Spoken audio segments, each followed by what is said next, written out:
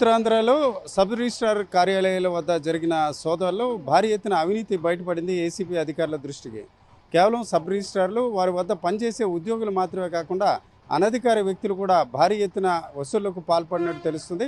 ప్రధానంగా డాక్యుమెంటు అక్కడ స్థిరాస్తి విలువలో కొంత కమిషన్ కూడా తీసుకుంటున్నారు. ఇప్పుడు మనం ఉన్నది జగదాంబ జంక్షన్ వద్ద ఉన్న సబ్ రిజిస్ట్రార్ కార్యాలయం.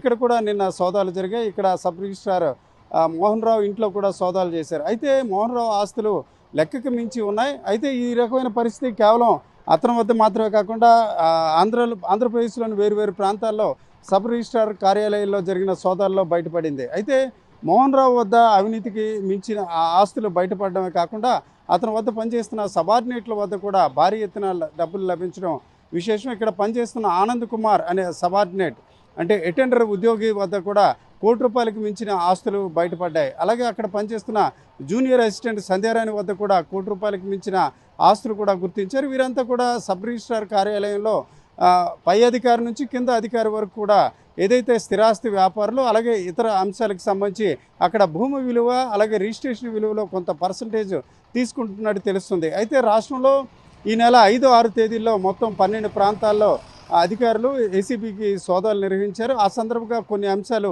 వారి దృష్టికి రావడం జరిగింది. ఆ క్రమంలోనే నిన్న చూసుకుంటే ఆంధ్రప్రదేశ్లోని మొత్తం 12 చోట్ల ఈ రకంగా ఏసీబీ అధికారులు సోదాలు నిర్వహించారు. అయితే ఇతర ప్రాంతాల్లో ఎలా ఉన్నప్పుడు కూడా విశాఖలోని జగదాంబ జంక్షన్ వద్ద ఉన్న సబ్ రిజిస్ట్రార్ కార్యాలయం వద్ద మాత్రం భారీ ఎత్తున అవినీతి బయటపడింది.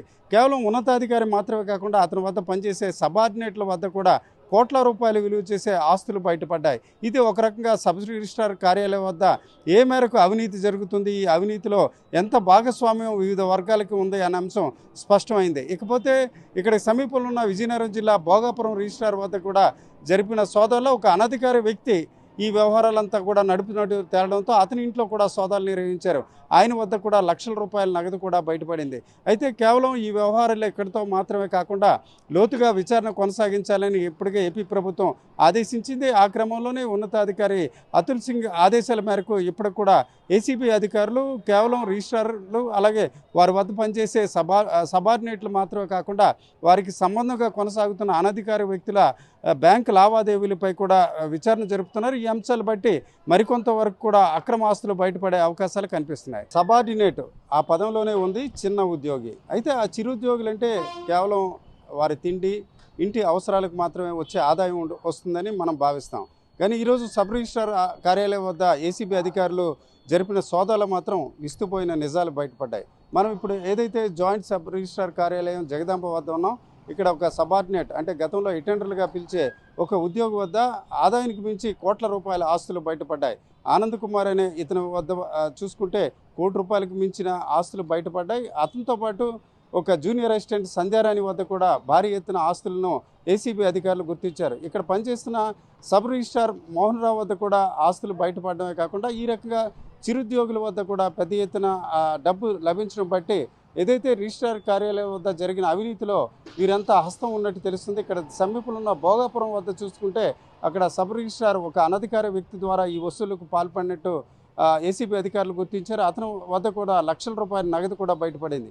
దీన్ని బట్టి సబార్డినేట్లుగా చెప్పుకునే చిన్న ఉద్యోగుల్ని అడ్డం పెట్టుకొని భారీ ఎత్తున అక్రమ వసూళ్లు జరుగుతున్నట్టు తాజాగా ఏసీబీ అధికారులు గుర్తించారు. ఈ మేరకు ప్రభుత్వానికి కూడా ఒక నివేదికను ఈరోజు అతుల్ సింగ్ పర్యవేక్షణలో ఏసీబీ అధికారులు పంపించడం జరిగింది. ముఖ్యంగా ఇక్కడ స్థిరాస్తి వ్యాపారులు అలాగే ఇతర ఇళ్ల క్రయ విక్రయాలకు సంబంధించిన ఆస్తి విలువలో కొంత పర్సంటేజీలు తీసుకుంటున్నారు. దీనికి కొందరు విలేకరులతో పాటు ఇతరుల హస్తం కూడా ఉన్నట్టు ఏసీబీ అధికారులు గుర్తించడం జరిగింది.